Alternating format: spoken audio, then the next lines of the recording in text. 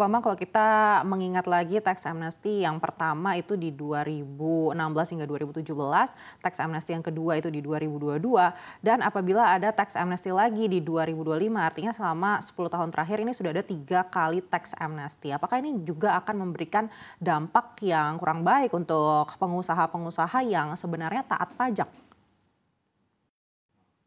Ya, artinya begini, pengusaha yang taat pajak tentunya pasti akan mendapatkan apresiasi, ya. Artinya mereka dengan membayar pajak dengan benar, ya pastinya mereka tidak akan mendapatkan masalah ketika melaporkan pajaknya setiap tahun ataupun ketika dilakukan audit atau pemeriksaan, ya. Sedangkan pengulangan dari tax amnesty barangkali yang lazim yang saya lihat di beberapa negara di Eropa itu adalah mereka melakukannya memang bisa lebih dari sekali, ya. Tetapi yang memang disebut tax amnesty itu biasanya yang pertama, ya.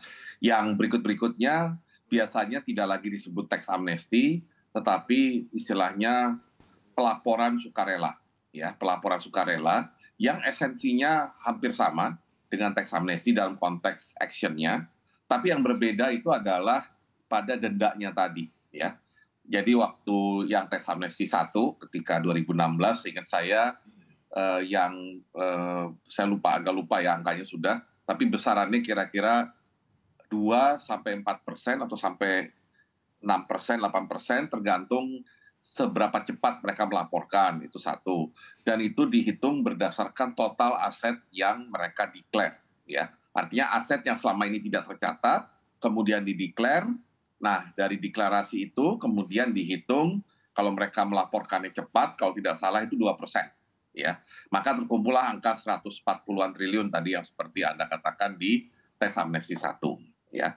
Nah, tetapi untuk yang berikutnya, itu memang seharusnya disebutnya cukup sebagai pelaporan sukarela. Ya. Dan tarifnya pun sebenarnya tidak bisa serendah yang di tax amnesty jilid 1. Ya. Kalau yang dilakukan di negara lain, ya mereka mengenakan tarif yang lebih tinggi, ya. Tarif yang lebih tinggi kenapa? Ya karena esensi pengampunan itu kan sudah diberikan di tahun 2016, ya. Jadi ketika ada pelaporan sukarela, ya meskipun mereka tetap bisa dalam tanda petik mendapatkan pengampunan, tapi dengan denda atau pembayaran yang lebih tinggi, ya, sehingga itu bisa mencegah orang artinya meminta tax amnesty berkali-kali. Ya. Dan sejujurnya memang ketika kami menyusun undang-undang itu bersama DPR di 2016, memang pemikiran kita adalah bahwa ini hanya dilakukan sekali. Ya. Jadi kalaupun akan dilakukan yang jilid berikutnya, itu sudah harus dalam bentuk pelaporan sukarela tadi, ya, seperti lazimnya yang dilakukan di berbagai negara. Ya. Barangkali itu yang bisa saya sampaikan sebagai perbandingan antara apa yang dilakukan di Indonesia dengan di negara lain. Baik Pak Bambang, kita tahu rasio pajak kita ini ya sekitar 10%-an begitu. Anda lihat seperti apa upaya yang harus dilakukan pemerintah untuk bisa menaikkan hingga 15%? Ya, tentunya yang pertama yang paling penting adalah tadi meningkatkan basis pajak, ya, karena terus terang penerimaan pajak kita yang tax ratio-nya cuma 10% itu sebenarnya sangat dalam tanda petik sangat ringkih, ya. Ringkih karena hanya bergantung kepada basis pajak yang jumlahnya relatif kecil. Relatif kecil maksudnya dibandingkan tidak hanya dengan jumlah penduduk di Indonesia, tapi dengan penduduk di Indonesia yang seharusnya membayar pajak dengan baik, ya. Nah, jadi di satu sisi basis pajak harus diperbesar, dan bagian dari memperbesar basis pajak itu salah satunya adalah dengan bagaimana mengangkat para pengusaha atau pihak-pihak yang selama ini berusaha secara informal itu masuk menjadi sektor formal, ya. Itu menurut saya paling penting. Karena kalau kita pelajari di negara lain yang tax ratio-nya tinggi, seperti yang saya lihat misalnya di Australia, maka esensi penerimaan pajak mereka itu berasal bukan dari PPh Badan dan PPN seperti kita, ya, di Indonesia, karena penerimaan pajak kita sekarang ini kan didominasi oleh PPh Badan dan PPN. Ya. Tetapi kalau di Australia misalkan, yang paling besar mendominasi pajak mereka sehingga punya rasio bahkan di atas 20%, itu adalah PPh perorangan, terutama PPh perorangan yang berasal dari gaji. Nah, gaji itu bisa muncul kalau orang bekerja di sektor formal, ya. ketika Anda bekerja misalkan di CNBC, kan pasti CNBC akan memotong ya income Anda PPh pasal 21. Nah, itulah sumber pajak utama yang ada di negara seperti Australia dan banyak negara maju lainnya ya. Jadi bukan kepada PPh badan. Nah, itu artinya apa?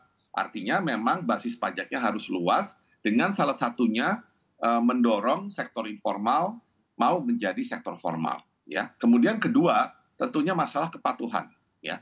Kepatuhan karena ya artinya tentunya masih banyak pihak lah yang masih melakukan yang namanya tax avoidance, tax evasion ya. Dan ketiga adalah bagaimana agar apa yang sudah dihasilkan di Indonesia itu bisa dinikmati di Indonesia. Maksud saya adalah masih ada praktek transfer pricing yang ujungnya merugikan kita. Padahal misalkan wajib pajak tersebut misalnya perusahaan itu sudah mendapatkan manfaat yang luar biasa dari misalnya sumber daya alam di Indonesia. Apakah dari tambang, apakah dari perkebunan. Tetapi karena mereka merasa ada wilayah pajak lainnya, jurisdiksi pajak lainnya yang memberikan pajak lebih rendah, mereka akhirnya melakukan ya semacam rekayasa seolah-olah keuntungan yang dia dapat di Indonesia itu keuntungan yang kecil, sehingga membayar PPh badan yang kecil, dan kemudian dengan metode transfer pricing tadi, keuntungannya sebenarnya itu dipindah ke wilayah negara lain yang punya PPh badan yang lebih rendah. Ya, nah itu otomatis akan menggerus potensi penerimaan pajak kita. Ya, jadi saya melihat 3 langkah utama itu, peningkatan basis pajak dengan penguatan dari sektor informal menjadi formal, ditambah perbaikan kepatuhan pembayar pajak, ditambah dengan bagaimana kita mendorong lebih banyak penghasilan dari Indonesia itu bisa menjadi penerimaan pajak di Indonesia, itu adalah kunci dari peningkatan tax ratio. Baik.